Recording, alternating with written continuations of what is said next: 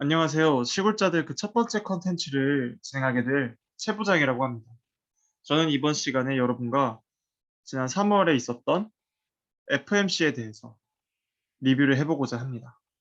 굉장히 핫한 이슈였죠? 아마 여러분들 모두가 FMC에 대해서 그 중요도를 많이 들었을 것 같아요. 저는 이걸 이번에 리뷰를 해보고 어떤 내용이 있었는지, 그래서 시장이 어떻게 반응을 할 것이고, 우리가 그래서 어떻게 대응을 해야 할지에 대해서 제 생각을 공유해보고자 합니다.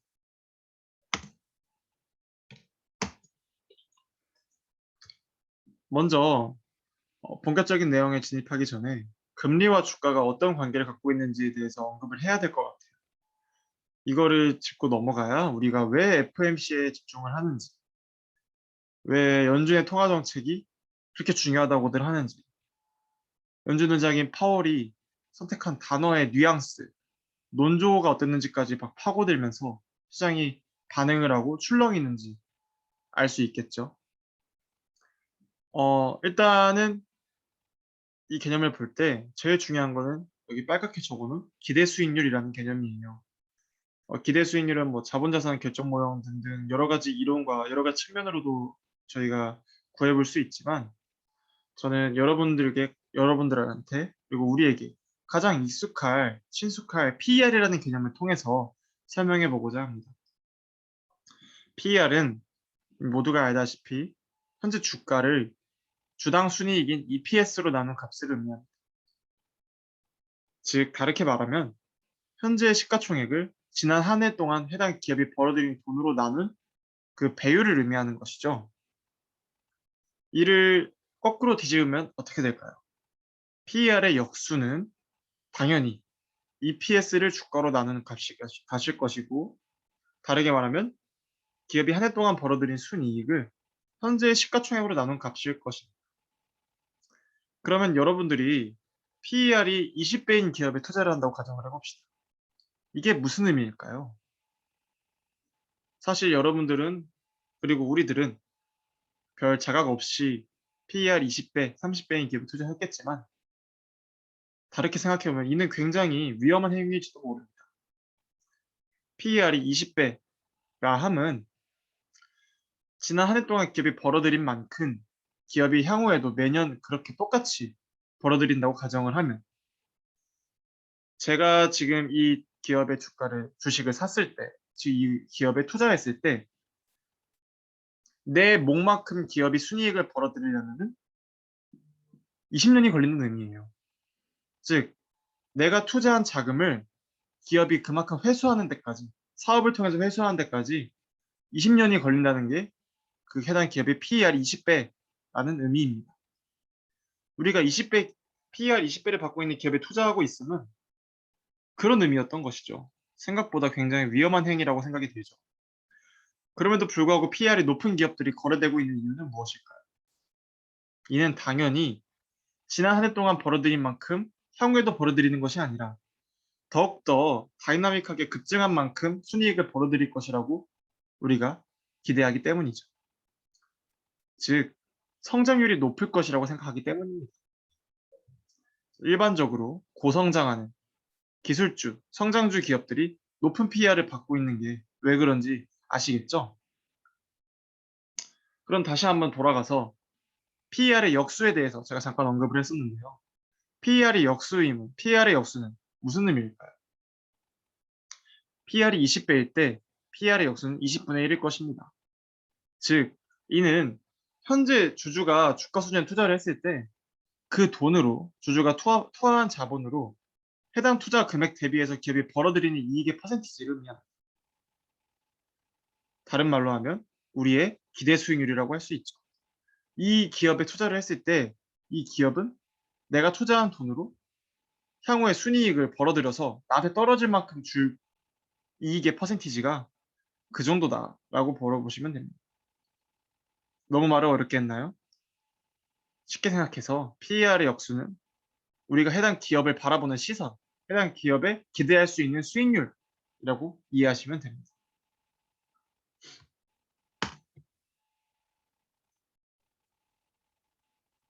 이제 앞서서 PER을 통해서 기대 수익률을 우리가 바라봤습니다.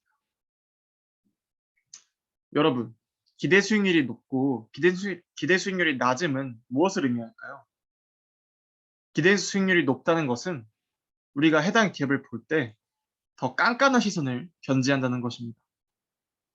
내가 이 기업의 기대 수익률이 10%다.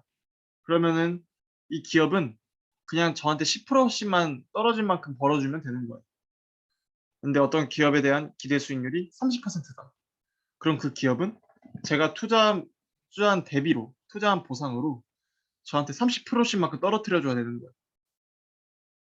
기대 수익률이 높으면 그만큼 해당 기업에 투자하기가 더 어려워짐을 의미하고, 기대 수익률이 낮으면 그 기업에 대해 조금 더 관대한 시선을 유지하기 때문에 투자하기가 쉬워짐을 의미합니다. 그렇다면 이것이 채권과 무슨 관계가 있길래, 금리와 무슨 관계가 있길래 지금 언급하는 걸까요?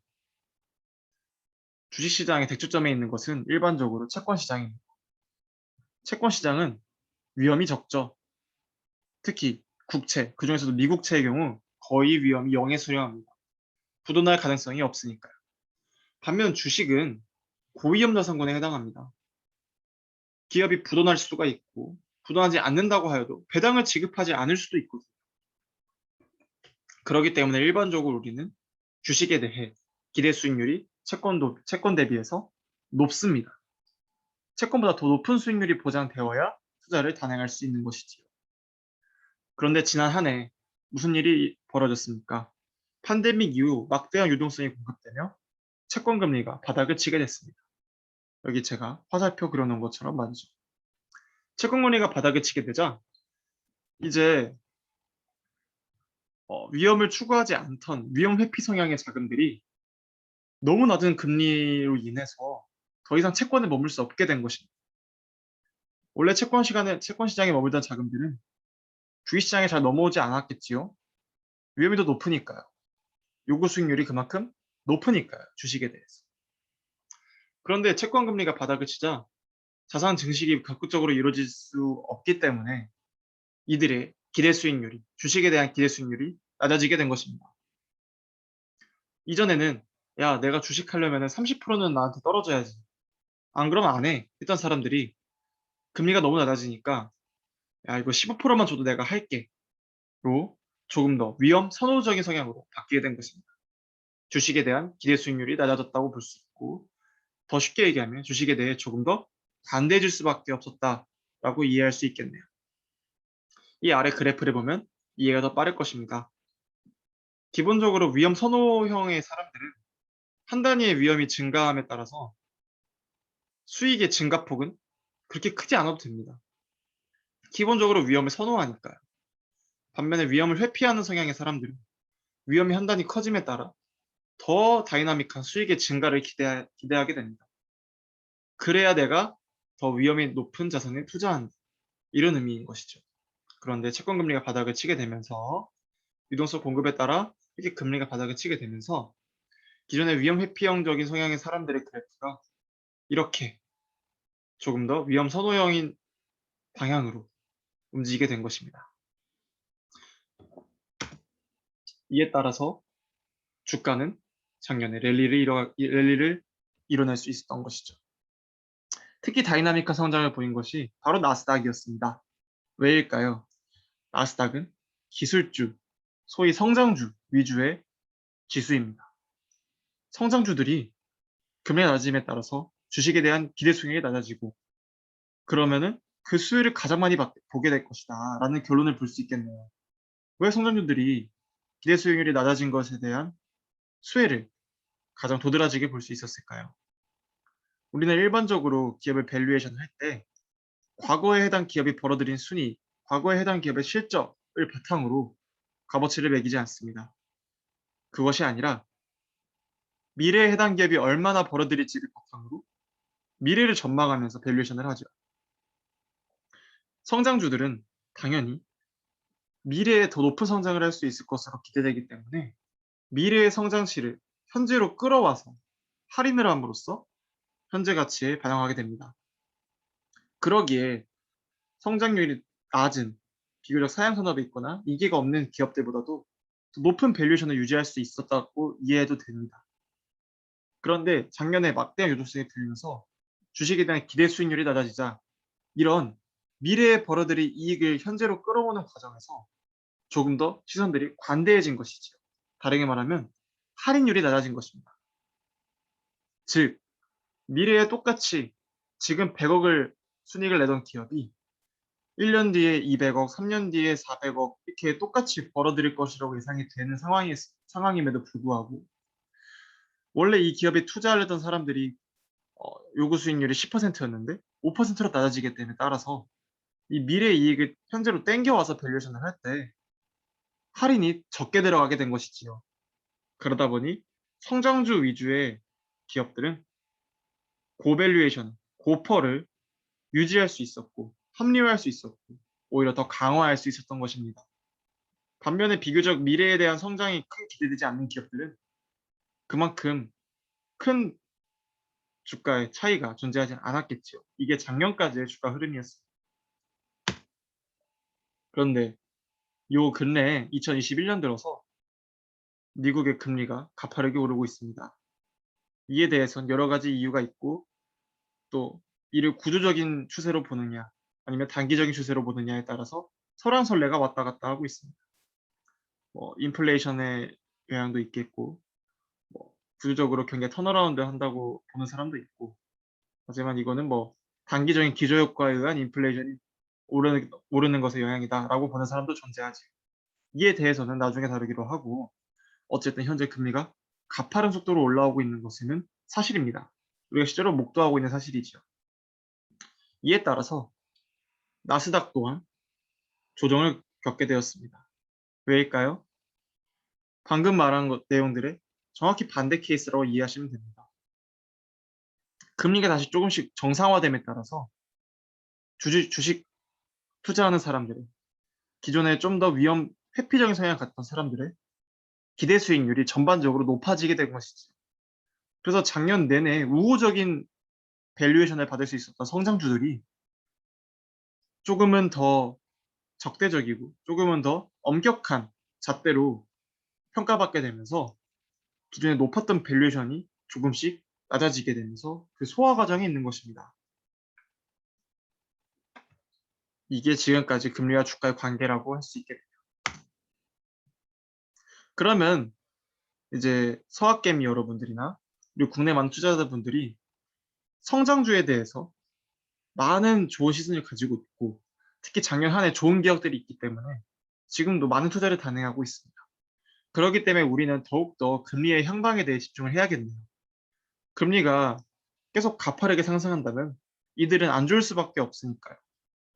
그래서 이제 FOMC가 중요했던 것이고 통화정책이 중요했던 것이고 그래서 우리가 그렇게 FOMC의 FOMC 노래를 불렀던 것입니다. 일단 본격적으로 3월 FOMC 내용을 리뷰하기 전에 이에 앞서서 이제 2월에 있었던 미 상원은행위원회에 파월 의장이 참석해서 했던 말들을 다시 한번 복기해 보도록 하겠습니다. 3월 FOMC 이전에 연준과 파월이 현재의 금리 상승에 대해서 어떻게 생각하고 있는지, 어떻게 바라보고 있는지, 그리고 추가적인 액션을 취할지 혹은 그렇지 않을지에 대해서 미리 엿볼 수 있는 자리였기 때문입니다. 제가 간단하게 Q&A 형식으로 정리를 해왔는데요. 먼저 첫 번째부터 살펴보시죠. 최근 상승하고 있는 국채 금리에 대해 어떻게 생각하고 있는가? 최근 국채 금리가 가파르게 오르고 있는데 이는 오히려 시장에 좋은 신호이다. 백신 보급에 힘입어 경제가 정상화될 것이라는 기대감의 징표이기 때문이다. 올해 미국의 GDP 성장률은 6% 수준에 도달할 수 있을 것이다. 금리가 오르고 있는데 시장에 좋다네요. 아까 들은 내용이랑 반대죠? 잘못된 거 아닐까요? 뭔가? 너가 잘못 알려주고 있는 거 아니야? 글쎄요. 파월이 한 말은 사실이기도 합니다. 하지만 제가 한 말도 사실입니다. 무슨 의미냐? 일반적으로 국채의 금리가 오르는 것이 시장에 있는 물량 충격에 의한 것이 아니라 경제 상승, 경제 성장이 동반된 건전한 금리 상승이라면 사실 주식시장에 그렇게 나쁠 것도 없어요. 왜냐하면 경제가 성장함에 따라서 당연히 이 경제 성장을 주도하는 기업들의 성장도 도드라질 것이기 때문이죠. 기대 수익률이 높아지지만, 그래서 할인율이 높아지지만 이를 상회하는 수준의 성장을 보임으로써 미래 가치를 현재로 끌어올 때 좀 더 우호적인 환경이 조성되게 되는 것입니다. 하지만 우리는 무엇에 집중하고 있죠? 성장주, 기술주들입니다. 우리 여러분들, 그리고 우리가 많이 투자하고 있는 기업들이 말이죠. 그런데 이들 기업이 지금 경제가 성장하고 경제가 턴어라운드 한다고 해서 작년보다, 이전보다 훨씬 다이나믹한 성장을 보일까요? 한번 생각해 봅시다. 지금 파월이 미국의 GDP 성장률이 6% 수준에 도달할 수 있을 것이라고 하는 근거는 기저효과가 깔려 있습니다. 작년에 팬데믹으로 경제가 심각하게 위축되었기 때문에 올해는 그 기저효과로 전년 동기 대비해서 더욱 가파르게 턴어라운드 할 수 있는 것이죠. 그런데 우리가 투자하고 있는 기업들, 성장주, 기술주들이 작년에 대부분 안 좋았나요? 작년에 경기가 위축됨에 따라서 경기 성장이 안 좋았다가 올해 경기가 다시 턴어라운드 된다고 해서 이들 기업이 갑자기 기업이 이익이 늘어나고 그런 그림이 연출될까요? 일반적으로 아닐 것입니다. 이들은 작년에도 좋았지만 앞으로도 좋을 거예요. 앞으로도 좋을 건데 코로나가 종결된다고 해서 갑자기 더 좋아지고 그런 그림은 합리적이지 않다고 생각이 됩니다.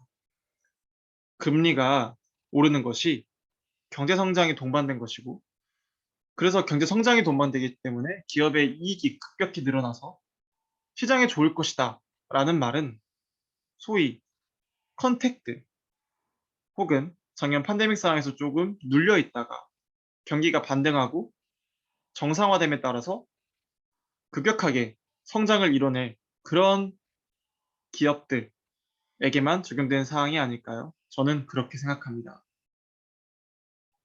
두 번째 질문 넘어가겠습니다. 그렇다면 개선된 미국 경제 전망성에서 테이퍼링이 시작될 것입니다. 테이퍼링은 자산 매입 속도의 축소 혹은 규모의 축소를 의미합니다. 일반적으로 경제가 성장하고 다시 반등하게 되면 연준은 자산 매입의 프로그램 속도를 줄이게 됩니다. 경제가 너무 과열되는 것을 막기 위함이죠. 버블은 좋지 않으니까요.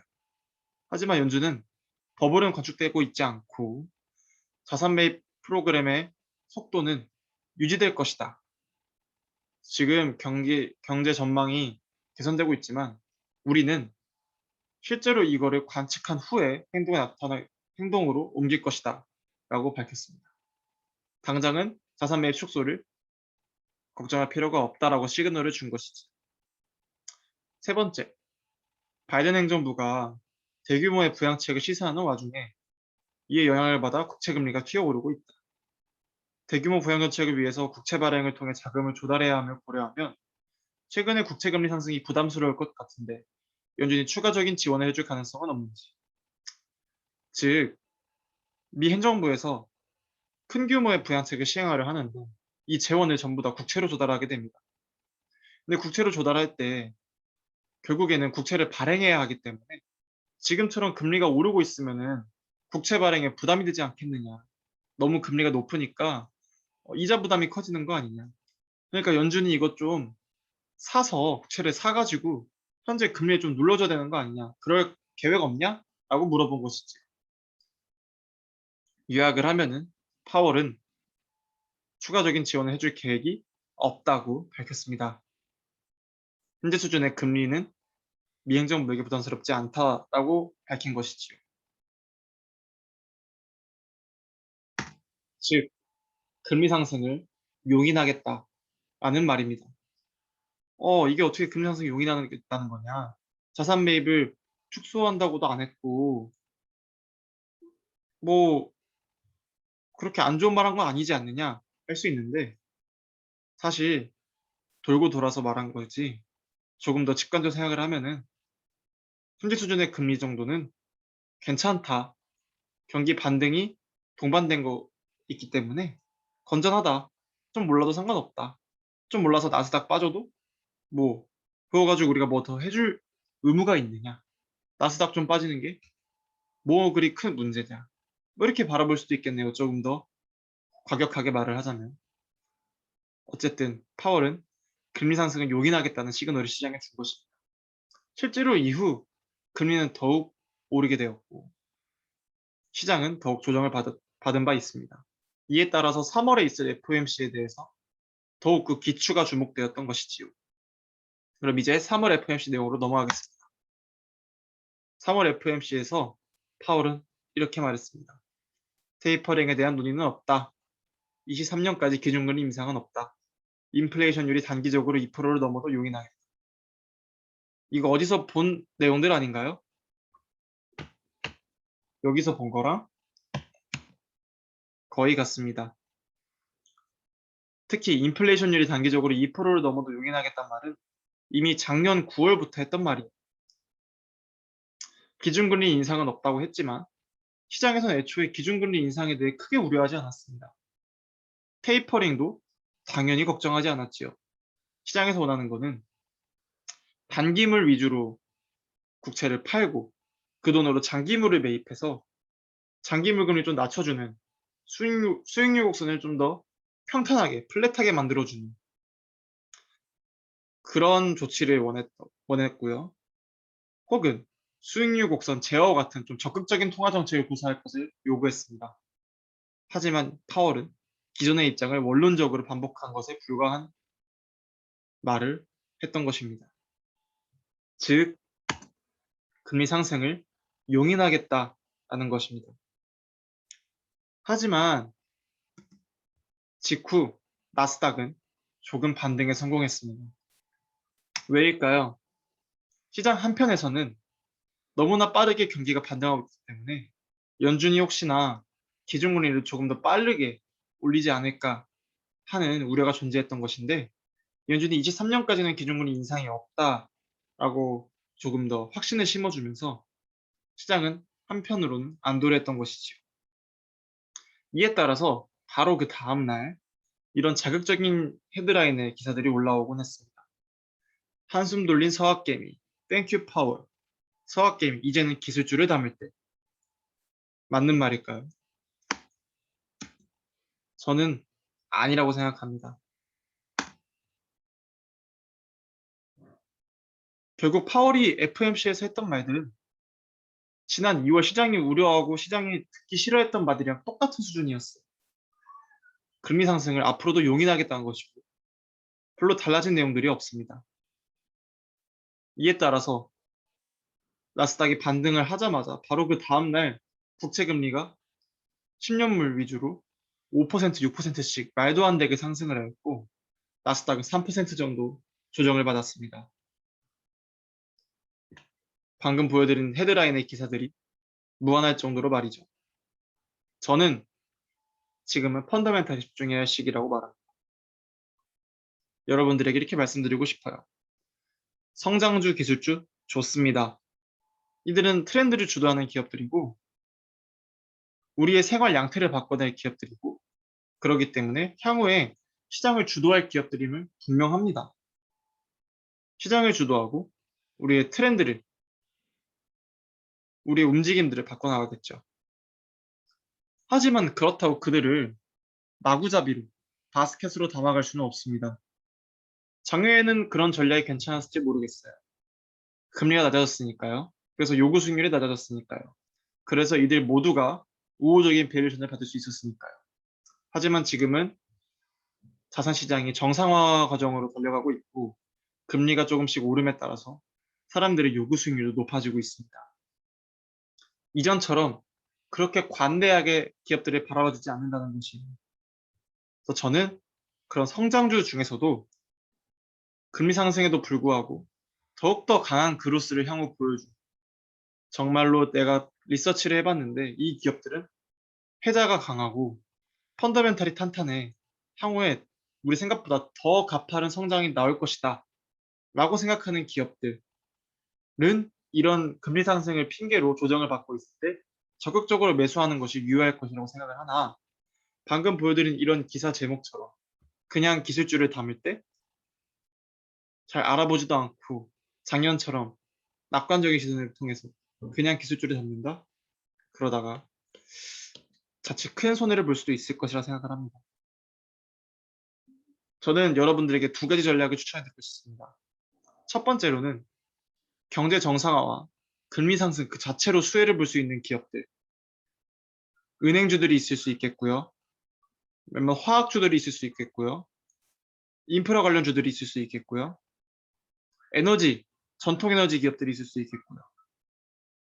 두 번째로는 성장주들인데 아까 말씀드린 것처럼 금리 상승에 의한 요구 수익률이 올라가고 더 깐깐한 시선을 사람들이 견지하게 됨에도 불구하고 이를 상회하는 성장을 보여줘서 결국에는 이겨낼 기업들.